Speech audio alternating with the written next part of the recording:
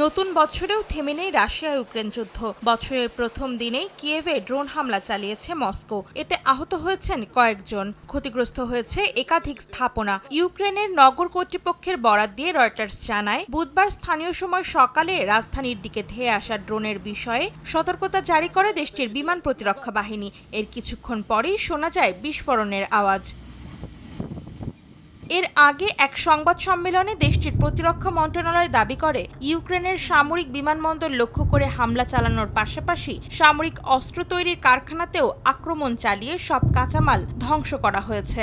মস্কোর তেলের ডিপো লক্ষ্য করেও পাল্টা হামলা চালিয়েছে কিয়েভ। এতে ভয়াবহ বিস্ফোরণের ঘটনা ঘটে। এদিকে ইউক্রেনের মাধ্যমে ইউরোপীয় ইউনিয়নভুক্ত দেশগুলোতে বন্ধ হয়ে গেছে রাশিয়ার গ্যাস সরবরাহ। ৫ বছরের চুক্তির মেয়াদ শেষ হওয়ায় বুধবার স্থানীয় সময় সকাল ৮টা থেকে গ্যাস সরবরাহ বন্ধ হয়ে যায় বলে জানায় রুশ প্রতিষ্ঠান গ্যাসপ্রম। ১৯৯১ সাল থেকে ইউক্রেন হয়ে রাশিয়া ইউরোপে গ্যাস সরবরাহ করে আসছিল।